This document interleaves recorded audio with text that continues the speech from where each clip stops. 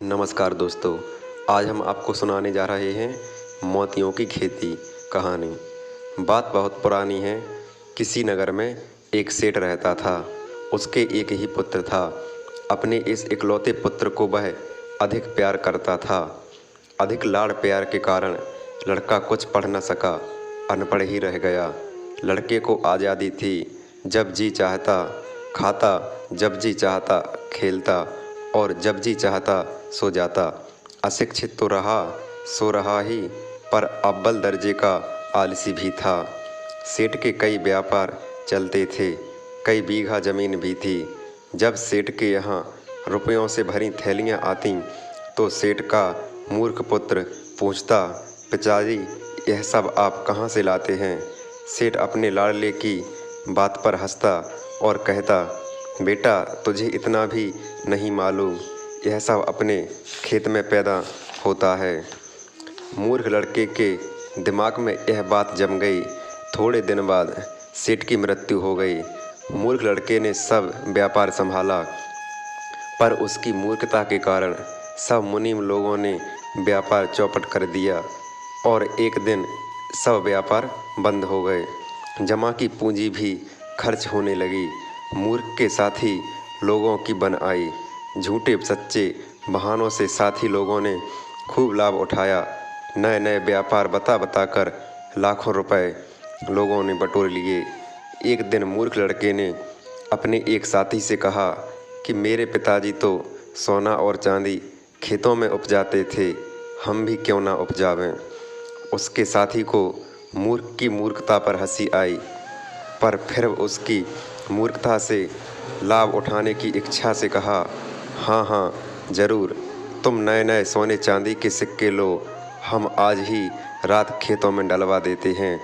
बरसात शुरू होने वाली है, बस सोने चांदी के ढेर लग जाएंगे। मूर्ख इस बात से बहुत ही प्रसन्न हुआ।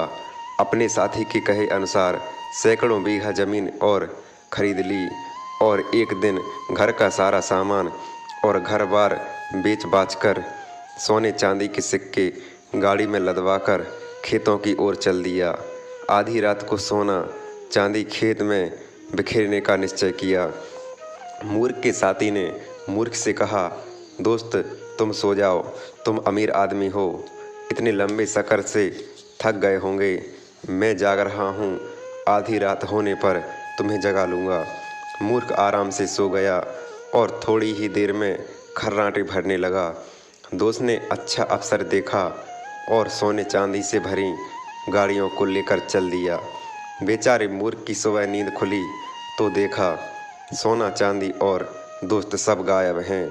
सर पीट कर रह गया, बहुत पछताया, फिर रोता पीटता अपने घर की ओर चल दिया। पर अब घर कहाँ तो फिर कहाँ जाऊँ अब, बस यही सोचता विचारता चला जा रहा था कि सामने से साधु महात्मा दिखाई दिया। मूर्ख ने दौड़कर पांव पकड़ लिए। साधु जोर जोर से बच्चों की तरह दहाड़ मार मार कर रोने लगा। साधु को दया आ गई, बोला, बच्चा तू बहुत दुखी मालूम होता है, मुझे बताओ अपना दुख, शायद मैं तुम्हारी कुछ मदद कर सकूं। मूर्ख ने शुरू से आखिरी तक अपनी कहानी कह सुनाई कि किस तरह लाड़ प्यार के कारण वह पढ़ न सका और आलसी व सुस्त होने के कारण अपने पिता का व्यापार भी नहीं संभाल सका। धन माल दोस्तों ने मूर्ख बनाकर लूट लिया। बेटा तुम सचमुच दया के पात्र हो, लेकिन आज तुम्हारी यह दशा तुम्हारे आलस्य के कारण ही हुई है। अब तुम्हें कठिन परिश्रम करना होगा। आज तो तुम थके हो, विश्राम करो। कल मैं तुम्हें ऐसी तरकीब बताऊंगा जिससे तुम्हारे सब दुख दूर हो जाएंगे।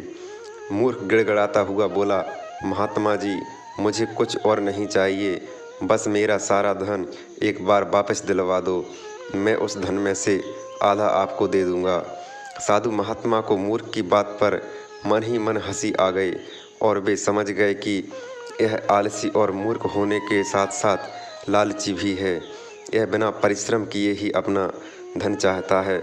महात्मा ने मन ही मन सोचा, इस मूर्ख को कोई ऐसी तरकीब बतानी चाहिए जिससे इसका लोभ और आलस दोनों ही दूर हो जाएं। महात्मा जी ने मूर्ख से पूछा, तुम्हारे पिता किस चीज़ की खेती करते थे?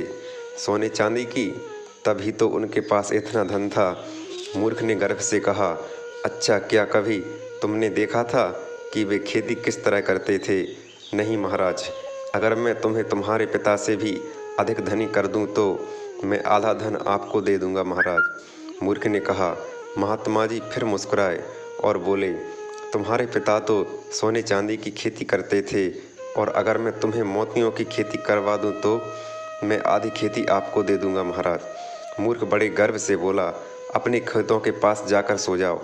सुबह सूर्योदय से पहले उठकर अपने खेत में उतरना। खेत में तुम्हें छोटे छोटे मोती बिखरे हुए दिखाई देंगे, लेकिन खबरदार उन्हें हाथ मत लगाना, बल्कि उसी वक्त हल उठाकर अपने हाथों से चलाना शुरू कर देना। हल खूब गहरा चलाना, तुम्हारे हल चलाने से वे छोटी छोटी मोती रेत में दब जाएंगे। बस इसी तरह रोज़ सुबह शाम तक हल चलाना। 3 दिन बाद मेरे पास आना, मैं तुम्हें एक विशेष प्रकार के मोतियों के बीज दूंगा। उन्हें ले जाकर आधी रात को ही अपने खेत में सब तरह बिखेर देना, फिर सुबह उठकर हल चला देना। धनी बनने के लोभ में मूर्ख ने सब काम इसी तरह किया। बच्चों, तुम समझ गए होगे कि वे खेत में बिखरे मोती ओस की बूंदें थीं। उन्हें मूर्ख ने मोतियों के बीज समझा, और वे विशेष प्रकार के मोतियों के बीज जो महात्मा ने दिए थे धान के बीज थे। खूब हल चलाने और अच्छा बीज पड़ने से वर्षा के बाद खेत लहलहा उठे। धान आदमी के कद से भी ऊपर उठ गया। जब धान काटने के दिन आए तो वही महात्मा मूर्ख के पास आए और सूरज की रोशनी में चमकती धान की सुनहरी बालियाँ दिखाते हुए बोले, देखा है ना मोती? मूर्ख ने हाँ भर दी। मूर्ख बड़ा खुश था।